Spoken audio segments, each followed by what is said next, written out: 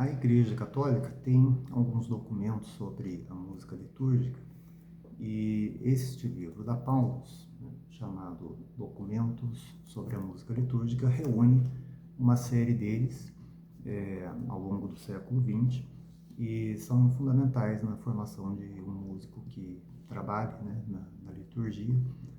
Então eu selecionei alguns pontos, né, desde Trale Solitudine do Papa Pio X até alguns documentos mais recentes da CNBB e alguns pontos voltados para o canto gregoriano, né? Então, o primeiro deles, e é também necessário observar que esses documentos foram publicados em datas diferentes, consequentemente, em momentos que havia preocupações diferentes. Então, o primeiro, Trale Solitudine, de 1903, do Papa São Pio X, ele coloca qualidades que são da música sacra: a universalidade, a música sacra deve ser santa e arte verdadeira. E ele vai dizer que o canto gregoriano é aquele que tem essas qualidades em sumo grau, né? E é o mesmo também que coloca o canto gregoriano como um modelo supremo de música sacra. Depois, em 1928, existe Divine Cultus, de Pio XI, onde ele vai afirmar que os fiéis precisam ter uma participação mais ativa, né? E ele pede também aqui a restituição do canto gregoriano para o uso do povo e naquilo que cabe ao povo cantar, né? Então ele coloca já uma ênfase, né, nessa participação do povo e também com o canto gregoriano, e de modo que os fiéis não permaneçam como espectadores estranhos ou mudos, né, na celebração. E as vozes vão sendo alternadas, né, entre o sacerdote ou a escola, né, que seria o coral, e essas ações precisam ser realizadas conforme as normas rituais. Depois, o próximo documento é Musicae Sacrae Disciplina, de Pio XII, de 1955, e onde ele menciona o Papa São Gregório Magno, né, e que diz que, consoante a tradição, reuniu cuidadosamente tudo que havia sido transmitido e deu de sábia ordenação, provendo com oportunas leis e normas, a assegurar a pureza e a integridade do canto sacro, né. Depois ele vai dizer que, né, desde Roma, o canto foi sofrendo algumas alterações, né, nas melodias, e então, com o passar do tempo também, ele ganhou um novo esplendor por causa do acompanhamento do instrumento, que é o órgão, né? O outro documento de 1958 é a Instrução da Sagrada Congregação dos Ritos sobre a Música Sacra e a Sagrada Liturgia, né? Então aqui é afirmado que o canto gregoriano é o canto sacro principal e próprio da Igreja Romana e, portanto, não só pode ser usado em todos os atos litúrgicos, mas, em igualdade de condições, deve ser preferido aos outros gêneros de música sacra, né? Então, sob essa denominação de música sacra, entre as outras modalidades, é dada uma preferência ao canto gregoriano. Por conseguinte, a língua do canto gregoriano, como canto litúrgico, é unicamente o latim.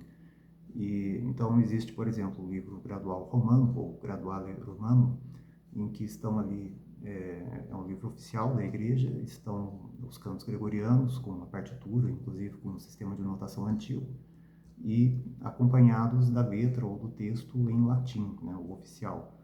E aquelas melodias, elas foram compostas para serem cantadas em associação com aquele texto em latim, né?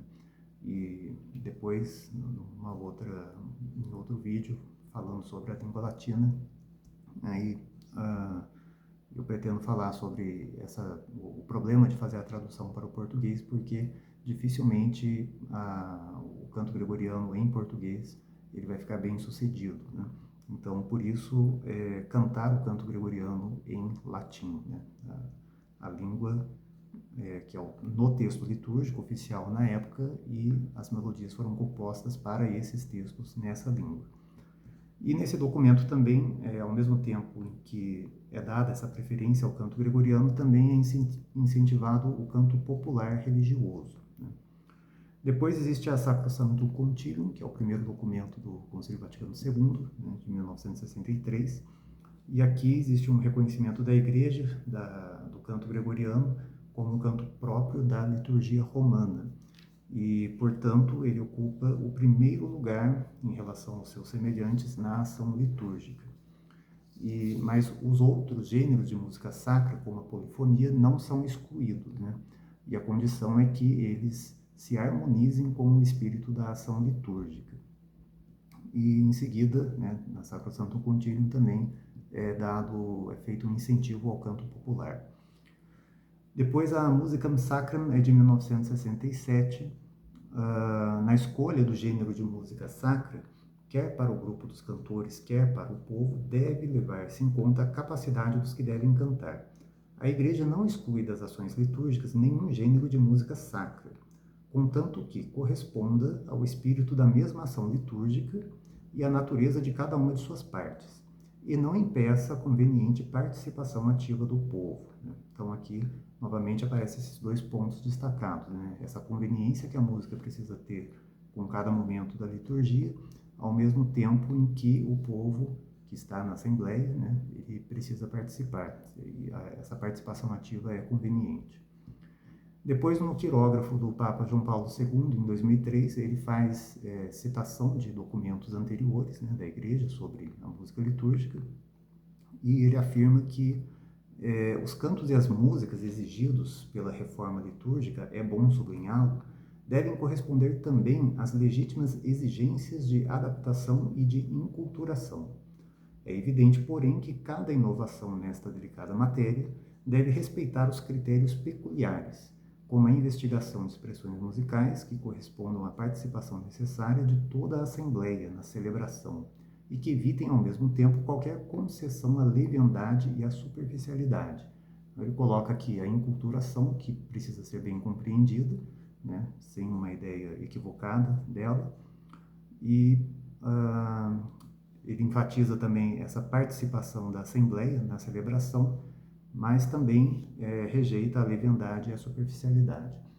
E, finalmente, existem dois documentos da CNBB, o primeiro deles é de 1976, né, então já depois da reforma litúrgica, onde são colocados alguns pontos positivos e alguns pontos negativos, né? Alguns exemplos de pontos positivos foi uma maior participação do povo e também o uso de novos instrumentos musicais, né? E alguns pontos negativos é a falta de pessoas habilitadas em criar músicas litúrgicas e também o uso de melodias e textos que são alheios ao espírito das ações litúrgicas. E depois, num outro documento de 1988, né, é afirmado que o repertório do canto gregoriano desapareceu quase que completamente, ficando restrito, né, a alguns mosteiros. E depois houve uma redescoberta do canto gregoriano, né? E então, nessa situação, né, levando em conta esse momento, há uma dificuldade, né, do uso do gregoriano nas missas, por exemplo. E então o que poderia ser feito é o uso de melodias simples, né, que podem ser executadas pela Assembleia, enquanto que aquelas melodias que são as mais elaboradas seriam executadas pela escola cantora, né, pelo coral dos músicos, né? E então esses são alguns pontos, né, relativos ao canto gregoriano presentes nesses documentos da Igreja Católica, que são documentos oficiais, e eles são fundamentais na formação dos músicos que trabalham na liturgia e, né, com música litúrgica.